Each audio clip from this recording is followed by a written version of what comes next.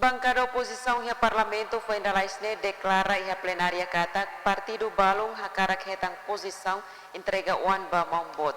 Ho declaração ne primeiro-ministro Kairala Sanana Gusmão Hateten keta niakarik. Declaração do primeiro-ministro Kairala Sanana Gusmão hatoba jornalista e a Palácio Presidencial Nicolau Lobato Bairro PT, quintane, foi halau encontro semanal com o presidente da República José Ramos Horta. Calúnia,